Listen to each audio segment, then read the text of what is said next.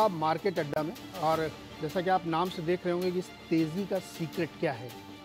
तो पूरे हफ्ते में हमने देखा शुक्रवार को एक बहुत ज़बरदस्त तूफान आया मार्केट में, और उस तूफान में सारे रिकॉर्ड तोड़ दिए उसने।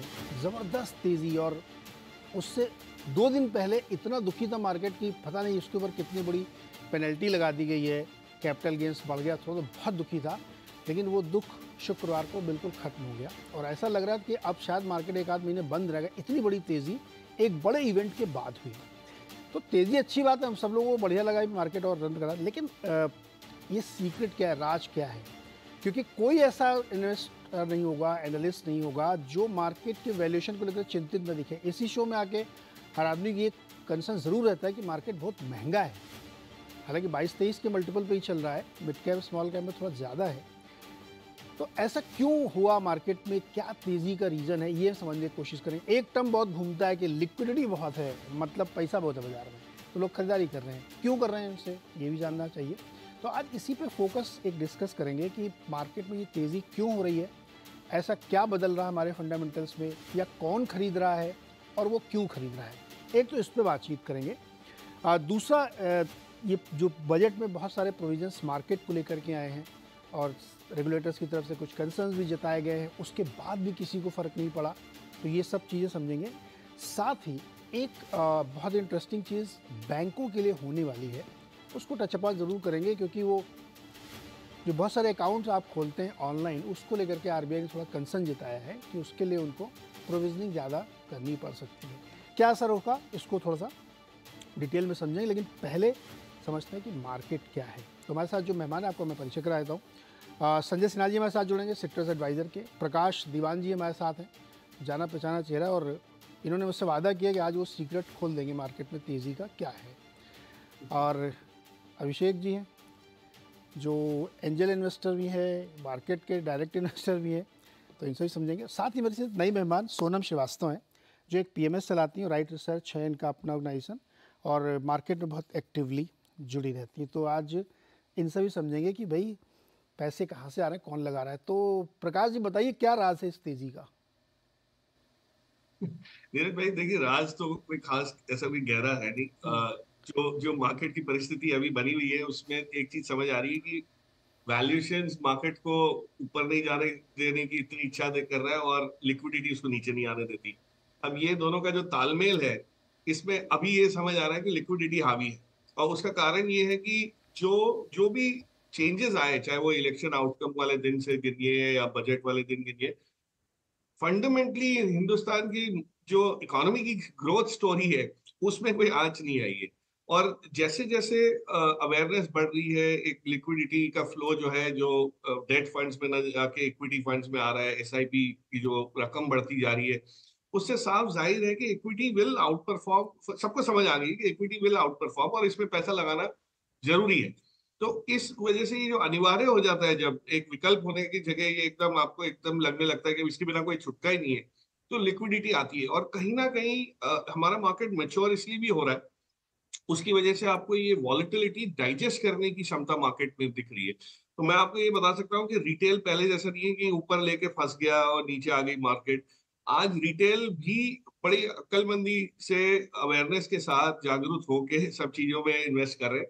तो I think it is change in the market. और ये रिमाइंड कर रहा है मुझे मुझे याद है, यूएस पेंशन कंपनी के लिए एक मैं काम किया करता था प्रिंसिपल करके, जो उसमें हमको ये समझ आई थी कि जो 401k जब इंट्रोड्यूस हुआ था यूएस मार्केट में पेंशन के लिए, एक 401 करके एक वो बना था क्लॉज, जिसकी वजह से आप जो भी पैसा लगाते थे मार्केट में वो उसमें पेंशन बेनिफिट्स मिलते थे आपको।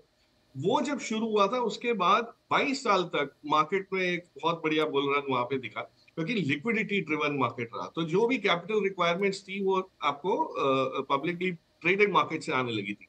वही चीज हमारे यहाँ हो रही हुई है। तो मुझे नहीं लगता कोई इसमें गलत चीज है, लेकिन हाँ, इस प्रोसेस में कहीं ना कहीं वैल्यूएशंस कभी ना कभी थोड़े धकेले जाते हैं ऊपर की तरफ, जो रीजनेबल लेवल के बियॉन्ड जा सकते हैं। तो वो जरूर हो रहा है। But otherwise I think it's a participation levels retail का जो है, जो डीमैट अकाउंट खुल रहे हैं, जो अमाउंट्स बढ़ रहे हैं, जो एसआईपी कमिटमेंट्स हैं, वो सबको देखते हुए मुझे लग रहा है कि मार्केट मार्केट उस स्टेज पे है कि लिक्विडिटी का जो बहाव है, उससे कोई भी चीज नीचे आती है तो फिर वापस उसमें एक ऊपर आपको दिख जाता है। इसलिए मार्केट सीक्रेट यही है, liquidity I think is the biggest secret if you really ask. ये लिक्विडिटी तो ठीक है, एक मैं टर्म समझ गया। मैं इसको थोड़ा और कॉन्टेक्स्ट में डालता हूँ।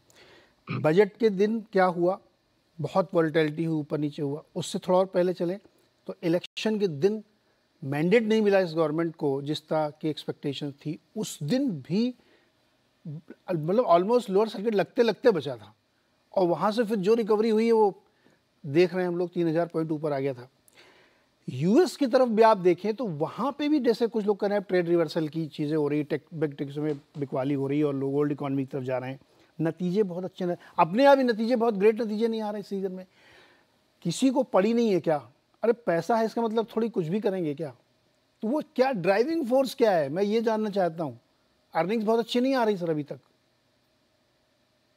तो ड्राइविंग फोर्स ऐसा है कि जो फोमो है वो बहुत पावरफुल चीज है, उसको हम लोग नजरअंदाज कर सकते हैं, हंसी मजाक में लेते हैं, लेकिन फोमो के साथ साथ एक और चीज जो आजकल कायम हो रही है वो है फीलिंग ऑफ सेलिंग आउट। तो आदमी निकलना भी नहीं चाहता, क्योंकि निकलने के बाद स्टॉक 10% ऊपर चले जाता है। हमारे साथ तो अक्सर ही होते रहता है। तो जो वैल्यू इन्वेस्टिंग से हम ग्रोथ पे आए, ग्रोथ से मोमेंटम में आए, उसमें ये एक्सुबरेंस आ रही है। सो मुझे नहीं लगता कि मार्केट कोई बहुत अच्छे वैल्यूएशन अपॉर्चुनिटीज आपको दे रहा है, लेकिन जो लोगों ने लगाया नहीं है और पैसा है जिनके पास, सेविंग्स रिवर्ट कर रहे हैं, वो फोमो के उसमें चंगुल में डेफिनेटली आ सकते हैं। और कहीं ना कहीं ये होता है कि आप हेडलाइंस देखिए, हेडलाइंस क्या बताती है आपको? बजट में मायूसी, दूसरे दिन मार्केट ऊपर, तीसरे दिन, आज 72 घंटे हुए और आप देखिए शुक्रवार के मार्केट ने सारी कुछ वो इरेज कर दी जो मायूसी आई थी। सो ये लिक्विडिटी जब चलती है ना तो बहुत गजब का उसका इम्पैक्ट होता है। तो फोमो बहुत स्ट्रांग है, और लोगों के हमेशा जहन में यही रहता है कि अगर पिछले साल मार्केट ने इस टाइप का, पिछले 2 साल में इस टाइप का परफॉर्मेंस दिया तो अगले 2 साल में भी देगा। तो एक वो एक्स्ट्रापोलेशन बायस रहता है, वो अभी बिल्कुल दिख रहा है। तो बायस है। और इसी इसी जिसको कहते हैं ना, हर बुल मार्केट में आपको वो मिलते हैं जो नए बेयर मार्केट के सीड्स वो किए जाते हैं, तो वही हो रहा है। तो कहीं ना कहीं इससे गिरावट भी आएगी, क्योंकि वो एक्सुबरेंस थोड़ी पॉकेट्स में ज्यादा होगी। अभिषेक जी, बुल मार्केट का ट्रैप है क्या ये? अभी तक जिन्होंने भी इसको कमेंट किया आई थिंक सो फंस गए वो।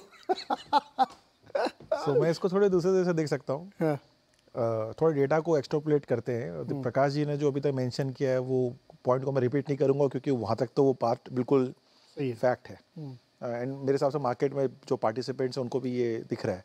बट सबसे बड़ा सवाल ये है कि फियर क्यों नहीं है, डर क्यों नहीं है? तो डर इसलिए नहीं है क्योंकि अगर आप नहीं, मैं इसको जैसे एक्सट्रापोलेट करता हूँ कि आप 15 करोड़ के डीमैट अकाउंट को अगर आप देख रहे हैं तो लास्ट 5-6 करोड़ के जो डीमैट अकाउंट ऐड हुए हैं वो 2020 ऑनवर्ड्स हुए हैं।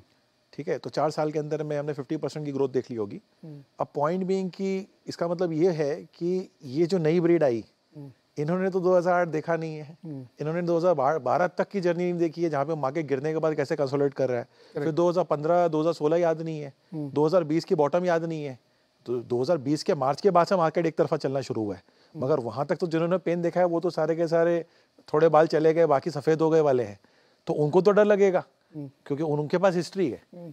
और जो 2020 के बाद जो आ रहे हैं उनके पास कोई हिस्ट्री नहीं है। ठीक है, तो जब हिस्ट्री नहीं है, पैसे खोने का गम नहीं है, तो फिर डर कैसे होगा? सो डर तो तब आता है जब आपने देखा हो ऐसे केस में मार्केट कैसे बिहेव करता है, जब मार्केट का सिचुएशन बदलता है। अभी के मार्केट के अंदर में जो रैली आ रही है वो मल्टीफैसेट की रैली है। एक तो हमने लिक्विडिटी की बात कही, दूसरी बात है कि कोई ऐसा बैड न्यूज़ ही नहीं जिसको बैड न्यूज़ लोग मार्केट समझ रहा है। बैड न्यूज़ किसको माने? मार्केट के अंदर में ऐसा कोई भी फैक्टर नहीं है जिसको देख के मोदी जी कह रहे थे हम 370 सीट जीतेंगे, 240 जीते, कैपिटल गेंस लग गया, शॉर्ट टर्म कैप लगा, एफएनओ में लगा, ये कोई बैड न्यूज़ नहीं है। तो इसका मटेरियल इम्पैक्ट कितना बड़ा है? आपके पास सीट्स कम आई, ठीक है, तो क्या बदल गया?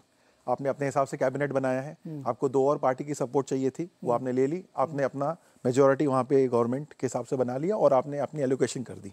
ठीक है, तो वहाँ कहीं पे भी मुझे लग नहीं रहा है कि थर्ड टर्म में बीजेपी के आने के बावजूद कुछ भी फंडामेंटल चेंज हुआ। फिर लोगों को फिर भी डर लग रहा था कि क्या पता बजट में कुछ अनाउंसमेंट जो है वो थोड़ा सा प्रो पब्लिक हो जाए और फिर पता नहीं ये कैपिटलिस्ट माइंडसेट से हटके सोशलिस्ट माइंडसेट में चले जाएं। फिर बजट भी आ गया, बजट भी हमने देख लिया, उसके बाद फिर हम आगे बढ़ रहे हैं। सो पॉइंट बीइंग कि ये जो फैक्ट की बात कर रहे हैं इसको हम पर से नेगेटिव इसलिए पकड़ रहे हैं क्योंकि हमारी एक्सपेक्टेशन ज़्यादा थी।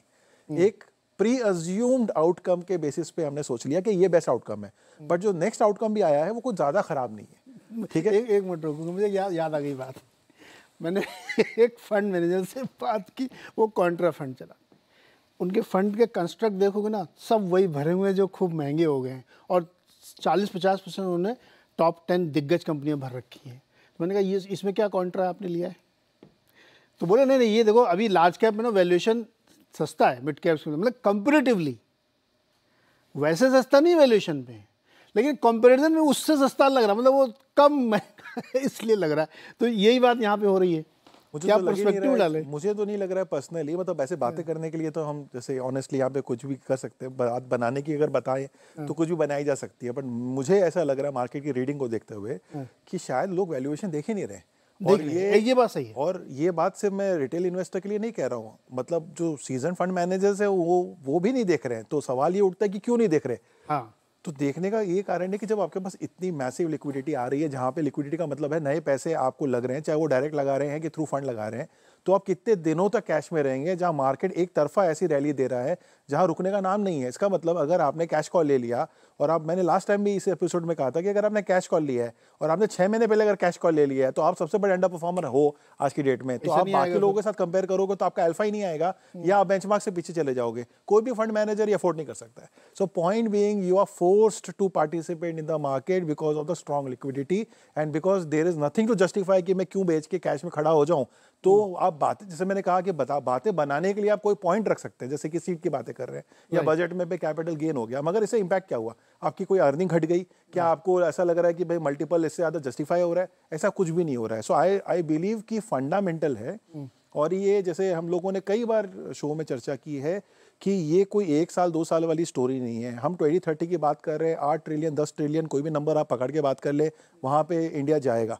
तो जब कोई अगर ऐसे लॉन्ग टर्म की बेट लेके सोच रहा है कोई भी इन्वेस्टर, तो फिर उसको डर ज़्यादा नहीं लग रहा है, बिकॉज उसको लग रहा है चलो ठीक है, कुछ करेक्शन आता भी है तो उस करेक्शन को मैं डाइजेस्ट कर सकता हूं, बट मैं रैली को मिस नहीं करना चाहता, बिकॉज जो रैली मिस कर रहा है, अगर सपोज एग्जांपल है कि 6 महीने पहले आपने एक फलाने स्टॉक पे आपने कैश कॉल लेके एग्जिट ले लिया, अब आप देख रहे हो वो स्टॉक ऑलरेडी डबल हो गया, परफॉर्मेंस प्रेशर आ गया, पता लगा ये क्या कर दिया मैंने। But what are you missing is big, because market every time आप देख रहे हो बहुत बड़ा जंप ले रहा है। So I think so people do not want to miss the wealth creating opportunity, and यहाँ पे डेफिनेटली बबल बन रहा है। मतलब इसमें कोई दो राय वाली बात ही नहीं है कि मार्केट महंगा है, मार्केट के पॉकेट्स में बबल है, सर्टेन सेक्टर्स में है, मगर आपने ये रीडिंग कर भी ली तो भी क्या हो गया? आप अल्टीमेटली तो आप पैसे बनाने के लिए मार्केट में आते हो, ना कि मार्केट को टाइम करने के लिए आते हो। सो ये बहुत बड़ा फंडामेंटल, ये बहुत इंपॉर्टेंट बात दर्शकों समझिए, एनालिसिस करने के लिए थोड़े आए, पैसा कमाने के लिए। 200 के मल्टीपल पर भी अगर हमको डिक्शन अच्छा लग रहा है तो फिर खुदा मालिक है भाई साहब, तो क्या कर सकते हैं। सोना मेरी भैया बिल्कुल यंगेस्ट है, पीएमएस चलाती। सुनो, आप 2008 में कहाँ थी? पढ़ रही थी उस समय आईआईटी में? बिल्कुल। तो आपने तो देखा नहीं होगा वो सब, तो उसमें थे इन्वेस्टर आप? नहीं, तो 2008 में मैं पास आउट हुई थी उसके बाद कॉलेज से, तो फिर हमें इम्पैक्ट तो दिखा था क्योंकि नौकरियां खत्म हो गई थी, लेकिन इन्वेस्टर नहीं थी। इन्वेस्टर नहीं थे। तो मतलब तो आपको उतनी सिवियरिटी नहीं दिखती होगी? नहीं। तो ये देखा ना, यही कारण है कि उस समय देखा ही नहीं, रियलाइज ही नहीं किया। तो आप बताइए कैसा लग रहा है आपको मार्केट इस समय? कैसे आप जस्टिफाई करती हैं, या आप लोगों की सोच क्या है? मतलब मेरे लिए भी एक एक्सपीरियंस होगा कि यंग मैनेजर कैसे सोचते हैं। देखिए, हम लोग मार्केट वैल्यू पे तो बेस है बिल्कुल, लेकिन हमने 5 साल में देखा है कि भाई ट्रेंड बहुत इम्पोर्टेंट है और उसकी वजह से बहुत पैसा बनता है। और वहाँ पे कई बार ऐसा होता है कि वैल्यूएशन बढ़ जाते हैं, बट उसमें सबसे इम्पोर्टेंट क्या रहता है कि एक्सपेक्टेशन क्या है। तो अगर आप, जैसे आपने डिक्सन की बात की, इलेक्ट्रॉनिक मैन्युफैक्चरिंग में इंडिया का इतना ज़्यादा ग्रोथ पोटेंशियल है, गवर्नमेंट का पैसा आ रहा है, वहाँ पे एक बहुत सॉलिड कंपनी है, तो उसमें ग्रोथ तो ऐसा तो है नहीं कि वो कंपनी बंद होने वाली है, राइट? बहुत ही स्ट्रॉन्ग कंपनी है, ग्रोथ पोटेंशियल है। सिमिलरली अगर आप डिफेंस का भी स्टॉक देखें, वो तो बहुत ही ज़्यादा बबल टेरिटरी पे है, लेकिन उनकी ऑर्डर बुक्स इतनी ज़्यादा बढ़ चुकी हैं और इतनी ज़्यादा ऑर्डर्स मिलते जा रहे हैं कि पोटेंशियल तो अभी भी वहाँ पे है। सिमिलरली आप ग्रीन एनर्जी, रिन्यूएबल सेक्टर में देखिए, तो मुझे लगता है इंडिया की इकॉनमी में आज के टाइम पे इतने सारी इमर्जिंग सेक्टर्स आ रहे हैं जहाँ पे आज के टाइम ऑप्शंस बहुत आप कह रही हैं। ऑप्शंस है, ग्रोथ है, मतलब कंपनी फंडामेंटली भी ग्रो करने वाली है, भले ही वैल्यूएशन बढ़ चुका हो।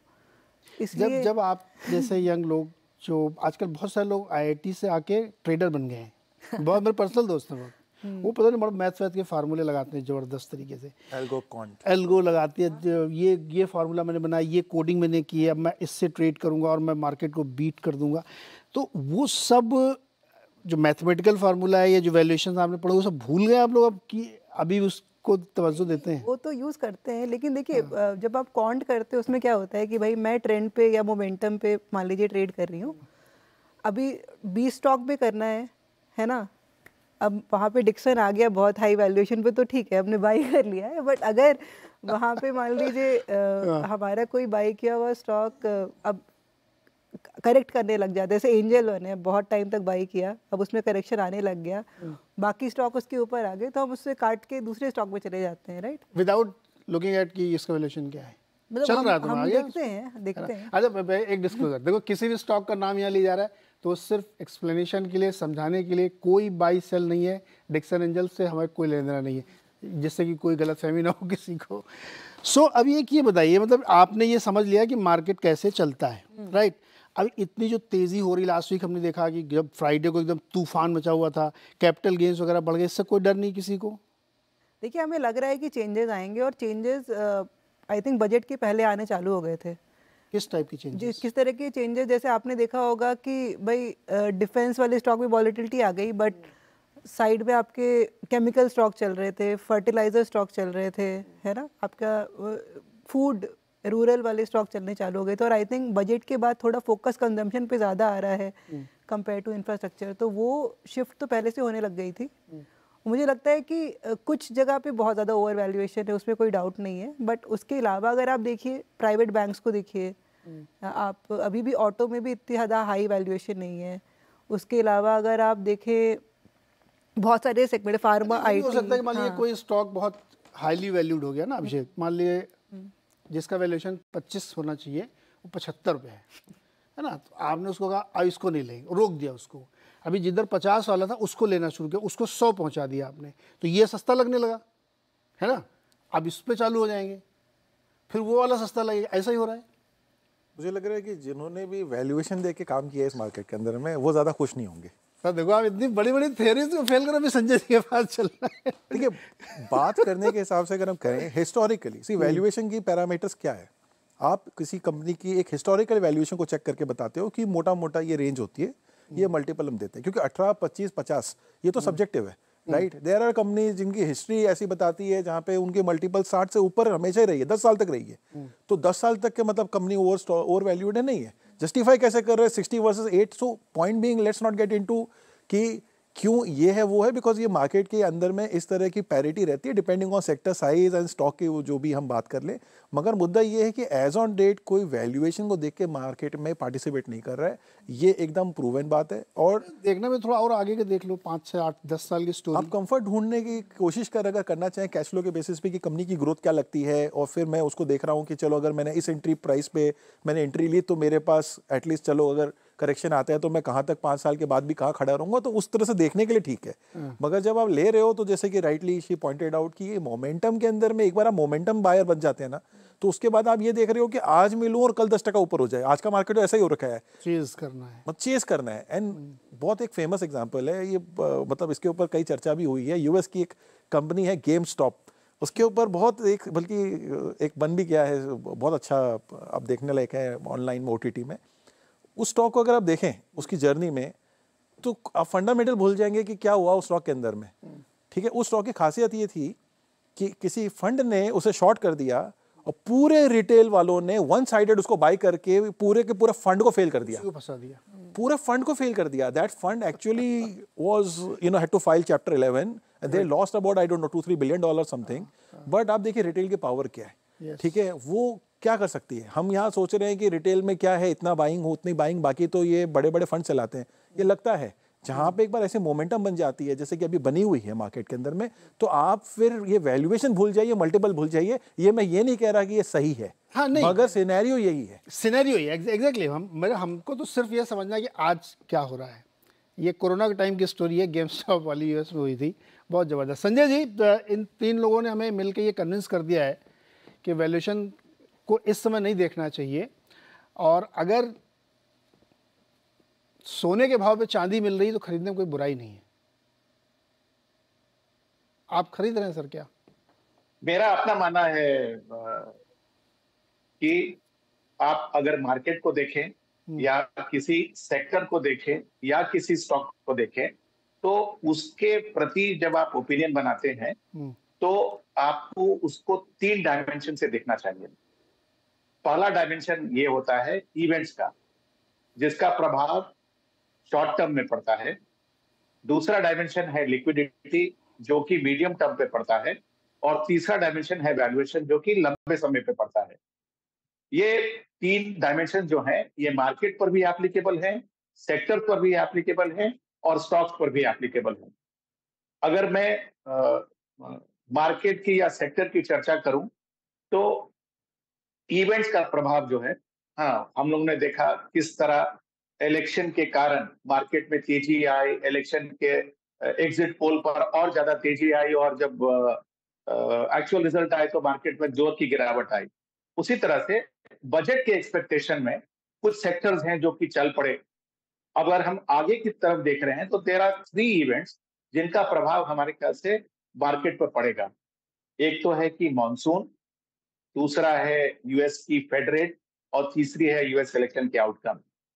मॉनसून इक्वली डिस्ट्रीब्यूटेड होनी चाहिए in time and in the geography. Otherwise अच्छी monsoon statistically long term average के बराबर होगी, लेकिन अगर कहीं बहुत जगह बारिश हुई तो बाढ़ होने के कारण हो सकते हैं। मीडियम टर्म में लिक्विडिटी का असर पड़ता है। हम लोगों ने देखा कि म्यूचुअल फंड की कलेक्शन मई के महीना में करीब 35,000 करोड़ थी, जून के महीने में 40,600 करोड़ की थी, और अब जब लॉन्ग टर्म कैपिटल गेन्स और शॉर्ट टर्म कैपिटल गेन्स में बदलाव किया गया है, तो क्या जुलाई के महीने में अपनी जो पुरानी एवरेज चल रही थी पिछले कुछ महीनों से 20,000 करोड़ की नेट फ्लो इक्विटीज में, क्या उस लेवल के ऊपर का म्यूचुअल फंड कलेक्शन हो रहा है या उसका नीचे का लेवल हो रहा है? ये निर्धारित करेगा कि बाजार में लिक्विडिटी कितनी आ रही है। और लॉन्ग टर्म में वैल्यूएशन ही है जो बाजार की लेवल को निर्धारित करेगा। तो चूंकि आज का डिस्कशन बहुत ज्यादा मैं सेक्टर और स्टॉक पर इस स्टेज पे नहीं ले जा रहा हूं, मैं मार्केट तक ही अपने आप को सीमित कर रहा हूं। तो दूसरी जो लिक्विडिटी की डायमेंशन है वो है फॉरेन इंस्टीट्यूशनल मनी का पैसा आने का। तो अगर आप देखें जुलाई का महीना एफआईआई की बाइंग के कारण बहुत ज्यादा स्ट्रांगली पॉजिटिव रही। तो मैं समझता हूं कि आज अगर आप मार्केट को असेस कर रहे हैं तो कुछ इवेंट्स हमारे पीछे हैं, कुछ इवेंट्स हमारे सामने हैं, तो इनका मिला जुला असर आपको प्रोबेबिलिटी में कन्वर्ट करना पड़ेगा कि ये इवेंट्स कितने बाजार के फेवर में रहेंगे और कितने बाजार के फेवर में नहीं रहेंगे, और उसके अनुसार आप मार्केट की एक डायरेक्शन और लेवल को निर्धारित कर सकते हैं। उसी तरह से आप बाजार की लिक्विडिटी के बेसिस पर बाजार की लेवल को निर्धारित कर सकते हैं। ओवरऑल अगर मैं देखूं बाजार को तीसरे डायमेंशन पे, जो कि वैल्यूएशन का डायमेंशन है, तो देखिए स्टॉक्स और सेक्टर्स में no doubt there are bubbles, but अगर आप ओवरऑल निफ्टी को देखें तो निफ्टी की जो ईपीएस एस्टिमेट है FY25 की, वो 1150 रुपए की है, और FY26 की अगर निफ्टी ईपीएस देखें तो वो 1290 रुपए की है। अब वो जमाना गया जब आपको 15 टाइम्स प्राइस अर्निंग मल्टीपल पर बाजार मिलेगा, क्योंकि बाजार में इतनी ज्यादा लिक्विडिटी आ रही है कि आपको बाजार शायद 17-18 टाइम पर ही लेना पड़ेगा। तो इसलिए अगर मैं देखूं कि डाउनसाइड कहां है मार्केट का, तो मैं समझता हूं कि करीब 20,500 पॉइंट निफ्टी पर बाजार को सपोर्ट मिलना चाहिए। बाजार का रैशनल अपसाइड कहां है? देखिए यूफोरिया और इरेशनल पर तो मैं नहीं जा सकता, बट रैशनल अपसाइड कहां है? 22 टाइम फॉरवर्ड अर्निंग पर मेरे ख्याल से एक रैशनल अपसाइड कैप होना चाहिए। तो अगर मैं 1290 की ईपीएस लेता हूं FY26 की, तो मैं समझता हूं कि 22 टाइम फॉरवर्ड अर्निंग जून 25 के आउटलुक में 28,500 पॉइंट निफ्टी का आउटर रेंज रैशनल बेसिस पर निर्धारित करता है। आज हम 24,800 पॉइंट के आसपास या 25,000 पॉइंट के नजदीक हैं। तो अब आप इस पर असेस कर लीजिए कि क्या ये लेवल आपको मार्केट के बेसिस पर whether the market level look reasonable to invest. Sanjay ji ने 3,000 पॉइंट का और रास्ता खोल दिया है। संजय जी, जब हम लोग मार्केट में चर्चा कर रहे थे तो लोग कह रहे थे कि अगर कैपिटल गेन्स को टच भी किया बजट में तो मार्केट टूट जाएगा एकदम, लेकिन टूटा नहीं और ज़्यादा चल गया है। ऐसा लग रहा है कि फरवरी में बजट तो आना ही नहीं है, अब 12.5 से 15 भी हो सकता है, कलम ही तो चलानी है।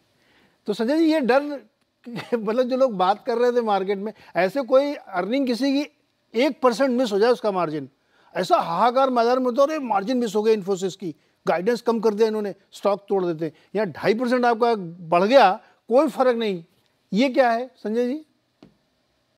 तो इसमें ऐसा है कि देखिए, ये जो सेक्टोरल लेवल पर अगर आप देखें कि बाजार में आज क्या हो रहा है, तो जिन सेक्टर्स में अर्निंग्स एक्सपेक्टेशन हाई है, वहां पर हल्की भी अर्निंग्स डिसअपॉइंटमेंट हो रही है, तो बाजार उन सेक्टर्स को और उन स्टॉक्स को पनिश कर दे रहा है। और जहां पर अर्निंग्स एक्सपेक्टेशन कम है, वहां पर थोड़ा भी अगर अर्निंग्स अच्छा हो जा रहा है, तो बाजार उनको रिवॉर्ड कर रहा है। तो एक तो ये चीज है जो बाजार में हो रही है। दूसरी जो साथ ही साथ डेवलपमेंट हो रही है, जो शायद इस सेक्टोरल परफॉर्मेंस को एक्सप्लेन करे। देखिए, बजट के एंटीसिपेशन में 4 सेक्टर्स, डिफेंस, रेलवेज, पावर, हाँ, and to some extent the other related public sector enterprises जो हैं, ये सारे सेक्टर्स चल पड़े थे।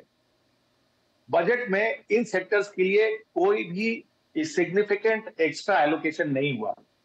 तो नाउ लोगों, इस लेवल पे लोगों को लग रहा है कि भाई जो लेवल थे वो पूरी तरह से डिस्काउंटेड हैं, तो अब हमको अपना पैसा किसी और सेक्टर में ले जाने की जरूरत है। तो वो पैसा जो, जिसको कि मैंने कहा दूसरा dimension of the market, liquidity, वो अब दूसरे सेक्टर्स को चेज कर रहा है, जैसे आईटी हुआ, फास्ट मूविंग कंज्यूमर गुड्स हुआ। तो इन सब सेक्टर्स में जहां अंडर ओनरशिप है और लिक्विडिटी चेज कर रही है, वहां पर आप सेक्टोरल गेन जो है वो आप देख रहे हैं। तो ये जो इशू है, जो मैं कोशिश कर रहा था एक्सप्लेन करने की, कि कभी भी आप एक डायमेंशन में बाजार को नहीं देख पाइएगा।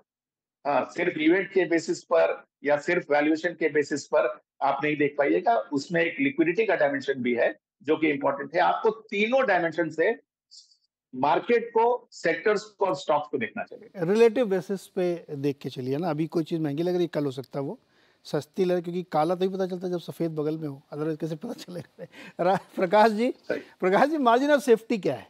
देखिए, अभी संजय जी ने बड़ा अच्छा बताया कि 2-3 इवेंट सामने आने वाले हैं। फेड पता नहीं, जुलाई में कुछ लोग कह रहे हैं कि हो सकता है पॉजिटिव सरप्राइज आ जाए, लेकिन ज़्यादातर लोग कह रहे हैं सितंबर में शायद हो सकता है, और 1 दिसंबर में भी 2 रेट कट की बात हो रही है। इलेक्शन का भी आउटकम पता नहीं क्या होगा, कमला हैरिस जीतेंगी या ट्रम्प जीतेंगे, यू नेवर नो, वो क्या होगा उससे पता नहीं। हमारे लिए, हमारे जो इन्वेस्टर हैं उनके लिए कोई मार्जिन ऑफ सेफ्टी है क्या, या कोई उनको ध्यान रखने वाली चीज़ लगती है आपको जिसको उनको सोचना चाहिए? क्योंकि अभी लिक्विडिटी एकदम पे रैली चल रही है, इसमें तो कोई शक ही नहीं, डेटा भी सजेस्ट कर रहा है। और ये जो एफआई हमारे 20-21 हज़ार करोड़ की SIPR, इस पर कुछ असर पड़ेगा टैक्स वैक्स बढ़ने का? नीरज भाई, जो मैंने पहले बात की और जो संजय जी ने बहुत अच्छी तरह समझाया है कि हो ये रहा है कि मार्केट में जो डर निकल चुका है, ये 2 बड़े जो इवेंट्स आए हमारे सामने, जहां पे मार्केट का रिएक्शन नेगेटिव भी था और बहुत ही जल्दी पलट गया, उससे वो भेड़िया आया वाली बात होनी शुरू हो गई। जिसको भी बात करो कि मार्केट ओवर वैल्यूड है, वो सोचता है कि आपको समझ ज्यादा नहीं है और उसको ज्यादा समझ। तो ये जो डर निकलने के बाद जो फीलिंग आती है ना, तो मतलब आदमी बेफाक होके इन्वेस्ट करने रेडी है। उसको 110 का पी मल्टीपल क्या होता है ये नहीं समझ आता। मैं ये समझाने की कोशिश बार बार लोगों को कर रहा हूँ कि 110 पी मल्टीपल का मतलब ये होता है कि ये बिजनेस जो अर्न कर रहा है, जो अर्निंग्स ला रहा है, उसको उस अर्निंग्स के बेसिस पे इसको 110 साल लगेंगे रिकवर होने। अगर अर्निंग्स यही रेट पे रही, तो अगर ग्रो होती है तो हो सकता है वो 110 का जो पीजी बोलते हैं हम, वो थोड़ा बहुत घट के 70-80 पे आ जाता है। अब अगर कोई बिजनेस को 100 साल लगने हैं इस वैल्यू को रिकवर करने के लिए सिर्फ उसके अर्निंग्स के बलबूते, तो आप समझ सकते हैं कि ये कितना लॉन्ग टर्म ओरिएंटेशन होना चाहिए। इंस्टीट्यूशंस तो ये समझ सकते हैं, अपने उसमें फैक्टर इन कर सकते हैं, लेकिन जो रिटेल इन्वेस्टर है उसकी उसके उसके जहन में एक चीज आ गई है कि ये जो पैसा मैं लगा रहा हूं, अगर मार्केट पलट भी जाती है तो मैं अपना पैसा लेके निकल जाऊंगा। जब जब नीचे गिरनी शुरू होगी मार्केट, और मुझे पता नहीं ट्रिगर कौन सा है, ट्रिगर यूएस से आता है, ट्रिगर हमारे यहाँ से कोई आता है, कोई और चीज अननोन चीज आती है, अगर वो ट्रिगर नेगेटिव आता है नीरज भाई, एग्जिट का मौका भी कई जगह तो नहीं मिलेगा आपको। तो ये जो चीजें हैं उससे मार्जिन ऑफ सेफ्टी तो बिल्कुल नहीं है। तो मैं यही पहले जो कह रहा था कि फोमो इतना इतना भारी पड़ रहा है कि आज हम लोग ने लोगों से बात करना ही बंद कर दिया मार्केट के बारे में। लोग हमको समझा रहे होते हैं कि आपको क्या लेना चाहिए, और ये हो गया है इस उसमें कि मैं तो पहले से वैल्यू इन्वेस्टर रहा हूँ, मैं तो माइक्रो कैप्स में भी हाथ डाल के अपना काम करके वो कमाया हूँ। तो मुझे एक चीज समझ आ रही है कि जो कंपनी 15% 20% पे ग्रो होगी तो उसका रिटर्न आपको, उसके साथ आप इन्फ्लेशन को जोड़ दीजिए तो आपको 21% 22% का रिटर्न आएगा। तो इससे ज्यादा रिटर्न की उम्मीद करना आपके मॉडल में ही गलती है। तो मार्जिन ऑफ सेफ्टी तो बिल्कुल नहीं है। तो यहाँ अब होता ये है, मैं आपको बता दूं प्रॉब्लम कहाँ आती है। प्रैक्टिकल प्रॉब्लम ये है कि अगर आप किसी को बोलो कि मार्केट ओवर वैल्यूड है, इसमें ना लगाइए, तो वो आपको बोले बिना लगा देगा, या वो ये सोचता है कि अगर मैं नहीं अब नहीं लगाऊंगा तो पहले भी नहीं लगाया, अब मैं क्यों ना लगाऊं, क्योंकि विकल्प बहुत कम हो गए। आप समझ रहे हो? जो जब तक कोई ऑल्टरनेटिव्स नहीं आते, और बीच में सेबी चेयरपर्सन ने ना एक बहुत बहुत अच्छी चीज शुरू की थी, उन्होंने रीट्स और इनविक्स के बारे में बात करनी शुरू की है। तो आई थिंक जैसे ही हमारी मार्केट को आप कोई विकल्प देंगे इन्वेस्टर्स को कि भाई ये चीज भी है जिसमें आप लगा सकते हैं, थोड़ा डिफाइंड रिटर्न लीजिए, 12% मिल जाएगा आपको, यील्ड बेसिस पे आ जाएगा, तो बहुत सारा पैसा उसमें जाने की क्षमता रखता है। So I think it's a question of, जिसको कहते हैं ना, वो टीना फैक्टर बहुत ज्यादा है आज। देयर इज नो अल्टरनेटिव वाला वो है। तो मार्जिन ऑफ सेफ्टी तो बिल्कुल नहीं है। और खास करके जो ये जो जो जो पॉपुलर क्या बोलते हैं, जैसे आप अब भेल को देख लीजिए या कोई डिफेंस कंपनी को, टोटल डिफेंस की ऑर्डर बुक जो है वो करीब 21 लाख करोड़ की है, और सॉरी 2,10,000 करोड़ की है, और उसका मार्केट कैप 20 लाख करोड़। तो आप मतलब ऑर्डर बुक के ऊपर खेल रहे हैं। पहले हम प्राइस टू बुक पे थे, प्राइस टू अर्निंग्स पे आए, प्राइस टू सेल्स पे आए, अब हम प्राइस टू ऑर्डर बुक पे आ गए। तो ये जो मेट्रिक चेंज हो रहा है, इसका जस्टिफिकेशन क्या वो है, और कुछ है नहीं। तो आई थिंक मार्केट को मार्जिन ऑफ सेफ्टी के बारे में आप बहुत अच्छी चीज बोल रहे हैं, लेकिन कैसे समझाएं इसका आप जरिया ढूंढिए, उसके लिए कोई अलग प्रोग्राम बनाइए जो करिए, बट मार्जिन ऑफ सेफ्टी तो बिल्कुल समझाना पड़ेगा। मार्जिन ऑफ सेफ्टी में समझाऊं कैसे? लोग कह रहे हैं कि हम टाइम पे खेलेंगे, टोटल एड्रेसेबल मार्केट। अगर मैं ओला उबर चला रहा हूं तो पूरी दुनिया की सड़कें मेरे लिए मार्केट हैं, तो ये तो कभी खत्म ही नहीं होगा। अभी पैरामीटर तो जो पढ़ के आए थे एमबीए में भूल जाओ आप, अभी तो चल रहा है। सोनम, क्या ये भी एक अभी जो चर्चा सी बात निकली, आप दोनों लोग कह रहे जो संजय जी, प्रकाश जी, की ऑप्शन नहीं है कोई, बैंक में जमा करो तो कुछ नहीं मिलता है ना, नेट ऑफ टैक्स 4% ही शायद बनेगा आपका, सोने में लगाओगे तो भी बहुत नहीं बन रहा है, प्रॉपर्टी में तो और नहीं बनेगा, अब तो कैपिटल गेंस भी लगा दिया ठीक ठाक तरीके से, तो कोई चॉइस नहीं लोगों के पास। तो मार्केट में चलो उधर ही चल रहा है, सट्टा पैसा बन रहा है खूब लोगों का, खूब ज़बरदस्त तेज़ी हो रही है, तो लोग चेज़ कर रहे हैं, इसमें कोई दिक्कत नहीं है। मुझे लगता है इसके पीछे एक फंडामेंटल बैकिंग भी है, आप इसको बताइए है कि नहीं है। क्योंकि जब हम डीमैट अकाउंट का एनालिसिस करते हैं, कितने फोलियो बने, कितने लोग अकाउंट खोले हैं, तो उन स्थानों पे जहाँ पे पहले इक्विटी कल्चर नहीं था, मैं खासतौर पर नॉर्थ इंडिया की बात कर रहा हूँ, यूपी में, बिहार में, एमपी में, वेस्ट बंगाल में, राजस्थान में ज़बरदस्त तरीके से अकाउंट खुले हैं और सब पैसे डाल रहे हैं उसमें, 10,000 डालें, 5,000 डालें, लेकिन आ रहा वहाँ से पैसा, और वो पैसा डाल रहे हैं जिनको कोई चिंता नहीं कि 2 लोअर सर्किट लगेंगे तो मैं परेशान हो जाऊँगा, और ठीक है यार 2 साल और होल्ड करेंगे। ये क्या एक साइकी चेंज है जो इस मार्केट को सपोर्ट कर रही है? बिल्कुल, ये सपोर्ट तो कर ही रहा है, और मुझे लगता है इसमें कुछ गलत नहीं है, क्योंकि इंडिया में मार्केट का पेनिट्रेशन बहुत कम है बाकी के मार्केट के हिसाब से। अगर आप देखें, इंडिया का मार्केट बहुत ही छोटा है कंपेयर टू, अगर आप यूरोप का मार्केट देखें या यूएस का मार्केट देखें, और इंडिया की जो इकोनॉमी का साइज़ है उस हिसाब से और भी ग्रोथ होनी चाहिए। और अगर नए लोग रिकॉग्नाइज़ कर रहे हैं कि भाई मुझे एफडी से ज़्यादा पैसा यहाँ पे बन रहा है, या फिर मैं खर्च कर दूँ उससे ज़्यादा मैं मार्केट में बना लूँगा, तो उसमें कोई गलत बात नहीं है। और देखिए, गलत बात उसमें है जहाँ पे, जैसे हमने बात की, कुछ ऐसे स्टॉक हैं जहाँ पे अंधाधुंध सिर्फ बाइंग ही चल रही है और प्राइस भागते जा रहे हैं, वैल्यूएशन की कोई कंसर्न ही नहीं है। लेकिन इसमें जानते हैं सोनम क्या प्रॉब्लम है? मैं मतलब प्लीज़ कोई जजमेंटल ना, हम लोग यहाँ डिस्कशन इसलिए कर रहे हैं, ऐसा कोई एग्जाम्पल अभी नहीं दिखेगा कि अंधाधुंध भागा था, अब वो एकदम लोअर सर्किट लगा के एकदम नीचे आ गया, कोई एग्जाम्पल ही नहीं मिलेगा आपको। मैं नाम ले रहा हूँ, IFCI भी चल चुका है, 80-90 रुपये हो गया है, हुआ है, कोई रिकमेंडेशन नहीं भाई साहब, ये सिर्फ एग्जाम्पल है। तो ऐसा नहीं वो गिर के फिर 5 रुपये हो गया तो लोगों के सामने एक उदाहरण दिखाने के लिए, देखा तुमसे हमने मना किया था, ऐसा कुछ नहीं हो रहा है। तो लोगों के अंदर लग रहा है कि भाई मार्केट चल रहा है। तो मैं एक्चुअली मैं जानने की कोशिश ये कर रहा हूँ कि क्या इसके पीछे कोई और ऐसा रीज़न है जो हमको नहीं दिख रहा हो, या एकदम से लग रहा है कि यार ये एक पॉइंट मिसिंग है जिस पे डिग करना चाहिए, कि ज़्यादा लोग आ गए हैं, ज़्यादा पैसे हैं, आइडल मनी है उनके पास, तो लगा लो ये वाला। आई थिंक मतलब कोविड के बाद से मार्केट में बहुत लिक्विडिटी आई है, एक बहुत ही बड़े स्ट्रेस में इकॉनमी गई है, और उसके बाद उसको सपोर्ट करने के लिए जितना पैसा आया है आई थिंक वो मार्केट में फ्लोट अराउंड कर रहा है। जितना भी इन्फ्लेशन कंट्रोल किया, जितना भी रेट कट किए, उससे वो लिक्विडिटी कम हो नहीं पाई है। और मुझे लगता है कि लोगों मार्केट चेंज भी हो चुका है। 2008 का जो मार्केट था, मुझे नहीं लगता कि ऐसा कुछ रिपीट हो सकता है आज के ज़माने में, क्योंकि जो चेक्स एंड बैलेंसेस हैं बैंकिंग सिस्टम में इतने ज़्यादा लग चुके हैं कि इतना ज़्यादा रिस्क नहीं रहता कि एक चीज़ गिरी तो उसके साथ सब कुछ गिर जाएगा। तो थोड़ी रिलायंस भी बढ़ गई है, लोग मार्केट पे भरोसा कर रहे हैं कि भाई यहाँ से अब ग्रोथ भी हो सकती है। और जैसे अभी भी आज के मार्केट में भी सिर्फ एक ही जगह पे अगर वैल्यूएशन बढ़ चुकी है तो बाकी जगह पे आपको अच्छी वैल्यूएशन भी मिलेगी, राइट।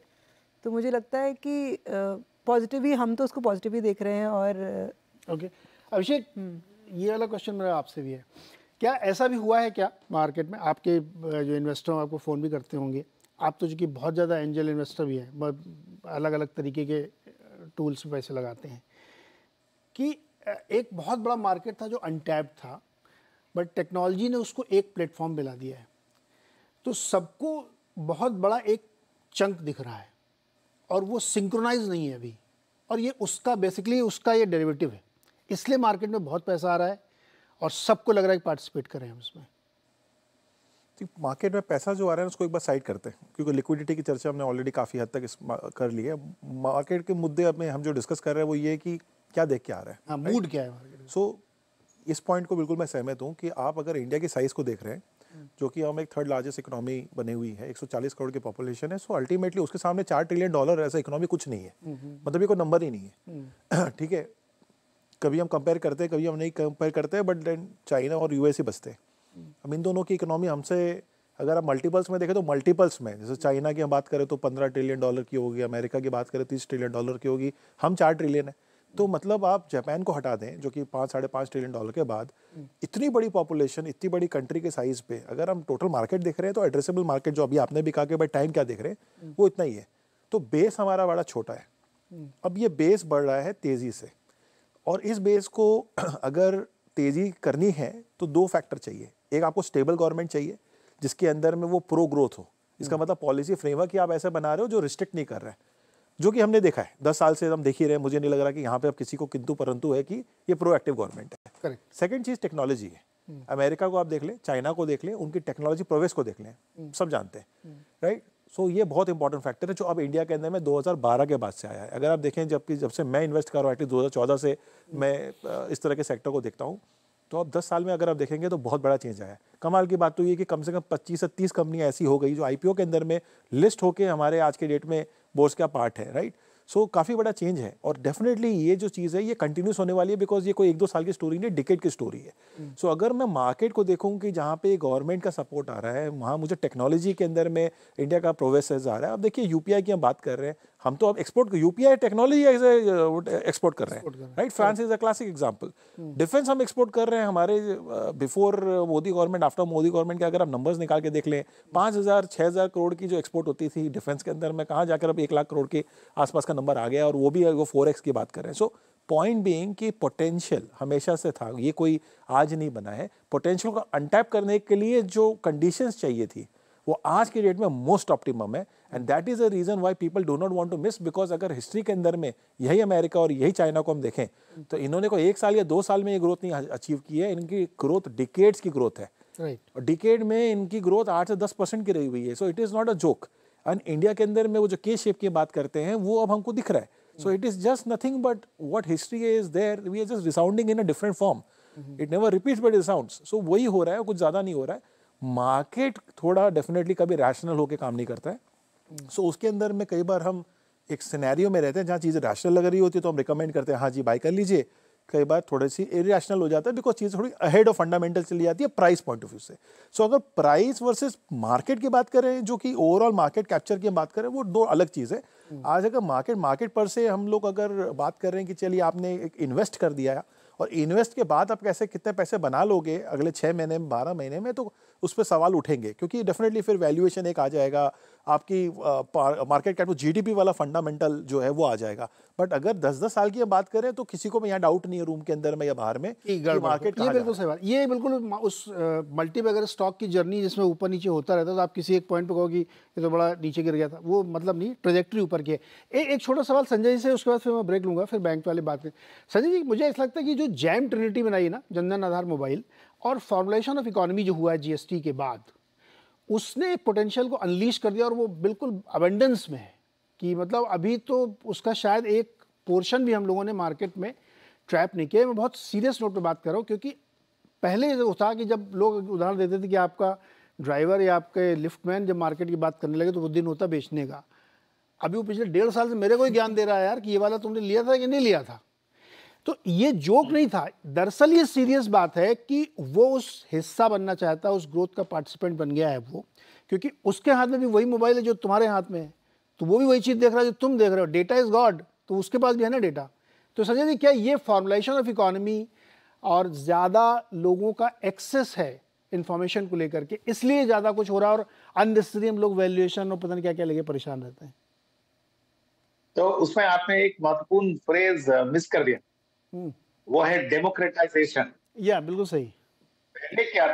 पहले क्या था कि इक्विटी की ओनरशिप अगर आप देखें तो बहुत ही रीजनली कॉन्सेंट्रेटेड थी।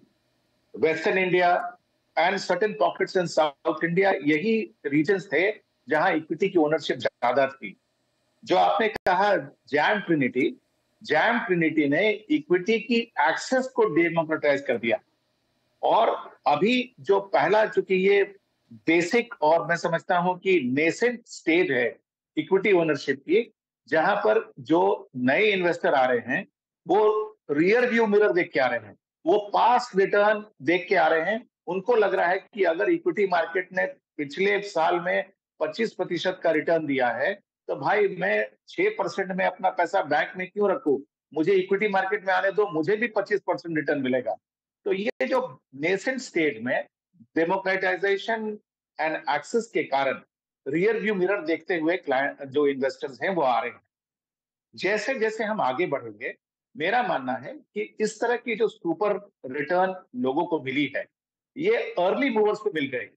अब जो लोग आएंगे शायद उनको इस तरह के रिटर्न ना मिले। तो उस समय, आज से साल भर के बाद जब हम आपके आवाज अड्डा में भाग लेंगे, उस समय तक अगर मान लीजिए इंटरेस्ट रेट कट गए, तो क्वाइट पॉसिबल कि जो जीसेक का जो टोटल रिटर्न होगा वो डबल डिजिट में होगा और शायद इक्विटी से ज्यादा होगा।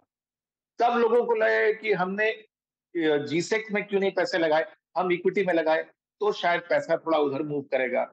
मेरे एक को पैनलिस्ट से मैंने सुना, आई थिंक प्रकाश ने ही कहा कि सेबी चेयरपर्सन ने भी रीट्स और इनविट्स के अट्रैक्टिवनेस के बारे में चर्चा की है। तो जैसे जैसे more and more product classes available हो जाएंगे और जैसे जैसे लोगों को अलग अलग एवेन्यूज में रिटर्न मिलने की आशा बढ़ेगी, मेरे ख्याल से मार्केट और ज्यादा मैच्योर होगा। राइट, बिल्कुल पॉइंट टेकन। तो इसमें एक छोटा सा एग्जांपल देके फिर ब्रेक लूंगा, फिर मैं बैंक वाले थोड़ी सी बात करें, क्योंकि वो एक नया सर्कुलर है जिस पर क्या इम्पैक्ट पड़ेगा थोड़ा समझना चाहिए। मैं एक बार लखनऊ जा रहा था घर अपने, तो मुझे फ़्लाइट में एक बंदा था जिसने मुझे पहचान लिया कि आप उस टीवी चैनल में काम करते हो, तो उससे बातचीत की, तो वो किसी एक फ़ंड हाउस में, नाम नहीं ले रहा हूँ मैं, वो उसका काम देखता था कानपुर में। तो मैंने सोचा धंधा कैसे चल रहा है, क्या बोला सर बहुत बढ़िया धंधा चल रहा है कानपुर में। हमने कहा कितना फंड मॉपअप किया? बोला 1200 करोड़ रुपए अकेले कानपुर से। तो मैंने कहा लोगों की एक्सपेक्टेशन क्या? बोला 7-8% नेट ऑफ टैक्स मिल जाए बहुत उनके लिए। तो आप सोचिए एक एक शहर से अगर इतना ज़्यादा पैसा मॉपअप हो रहा है, तो मैं तो 10 स्टेट की बात कर रहा हूँ जहाँ इक्विटी कल्चर भी पहुँचे नहीं ढंग से, तो आप लाखों करोड़ रुपए जो मार्केट में आने वाले वो देखिए। ये है फॉर्मुलेशन ऑफ इकोनॉमी। ये है रियल ग्रोथ, इसलिए उनको डर नहीं लगता। संजय जी सही कह रहे हैं, अगले साल हो सकता है 5% रिटर्न बने, तो इधर 100 उधर 5, आप एवरेज निकाल लेना। तो शायद ये हो रहा है मार्केट में, जो डर को खत्म कर रहा है। अभी हो सकता है कहीं बीच बीच में कहा था झटके लगे भी, लेकिन चलती रही गाड़ी। एक छोटा सा ब्रेक के बाद हम बातचीत करेंगे आरबीआई के उस ड्राफ्ट सर्कुलर की जो लिक्विडिटी कवरेज रेशियो बढ़ाने की बात कर रहा है, उससे क्या असर पड़ेगा बैंकिंग पे, इस पर बातचीत करेंगे बहुत छोटे से ब्रेक के बाद।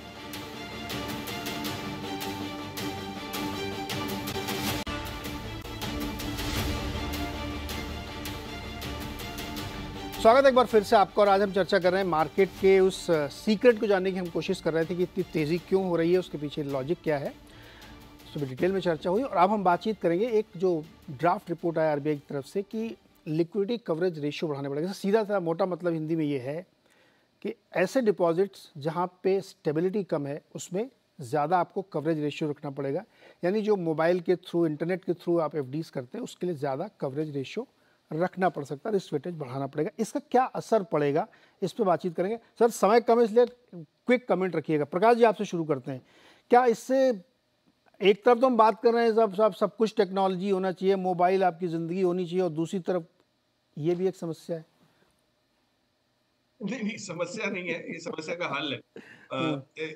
में इससे होगा ये कि एक बैलेंस सिस्टम में बना रहेगा, और आरबीआई हमेशा थोड़ा सा आगे की सोच रख के फ्यूचर रेडी होने की कोशिश करते हैं। उस हिसाब से जो बाज़ल के जो नॉर्म्स है उसको ये थोड़ा सा प्रैक्टिकली अडॉप्ट करने की कोशिश है, और समय मिल रहा है। ये नहीं कि ये तो 31 अगस्त तक वो शुरू होगा, उसके बाद लागू होगा। तो आई थिंक बैंक के पास भी समय है निर्णय ये करने के लिए और अपने प्रोडक्ट्स को ढालने के लिए। So I think it's very good. मुझे नहीं लगता इससे कोई बहुत ज्यादा इम्पैक्ट, नेगेटिव इम्पैक्ट आना है इमीडिएट बेसिस पे।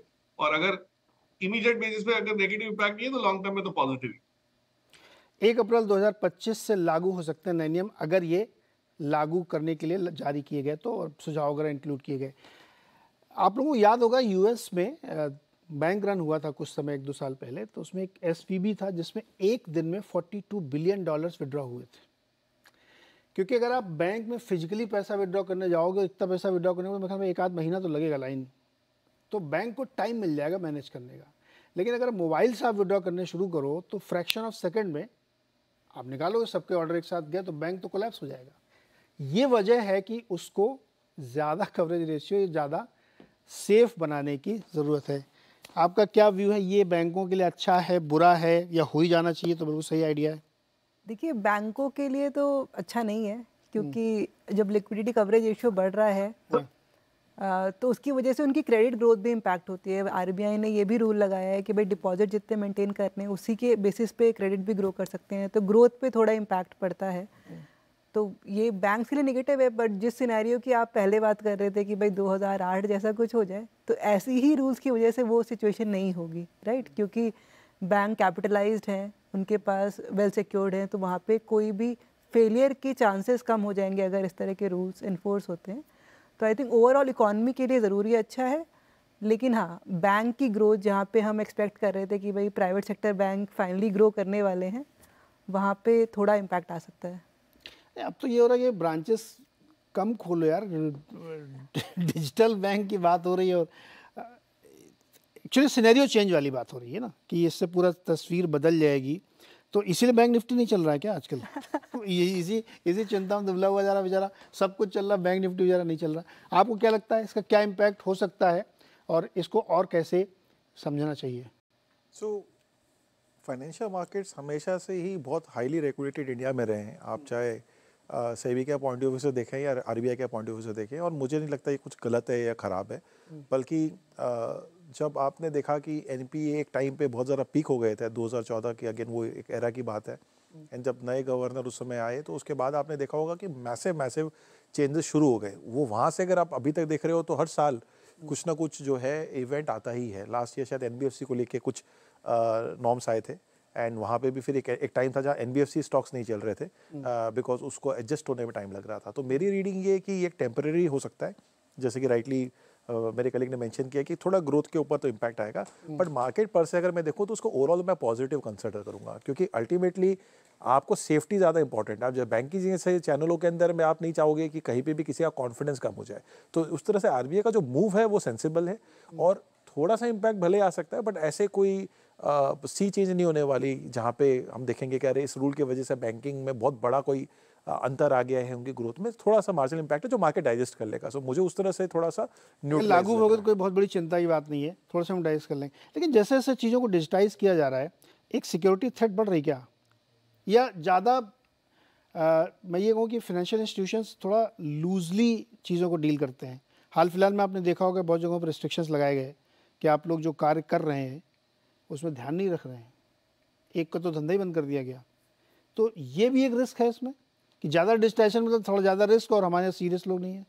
तो ज़्यादा डिजिटलाइजेशन खराब नहीं हो सकता कभी भी, बट आप उस डिजिटलाइजेशन करने के पीछे सिक्योरिटी मेजर्स क्या लेते हैं वो बहुत मैटर करता है। फॉर एग्जांपल, आप एक एक्स एंटिटी है, आपने एक डिजिटल प्लेटफॉर्म ओपन कर दिया और आपने वहाँ से बिजनेस बिल्ड किया। ऑफ कोर्स उससे आपकी बिजनेस की स्पीड बहुत ज़्यादा फास्ट होगी, ये हमने देखा ही है, बट फिर उसकी सिक्योरिटी मेजर्स क्या है उसकी भी रिस्पॉन्सिबिलिटी आपकी बनती है। कुछ साल पहले कुछ ऐसा ही हुआ था जहाँ पे हम बात कर रहे थे ये डिजिटल कॉइन या जिसको कहते हैं क्रिप्टो करेंसी, और वहाँ पे भी कुछ इस तरह की बहुत सारी चीज़ें हो रही थी। इंडिया में उसको बैन भी कर दिया गया था, बिकॉज वहाँ पे सबसे बड़ा कंसर्न सिर्फ ये नहीं था कि whether you believe in this और not, but how are you securing it, and वहाँ पे थेफ्ट हो रही थी।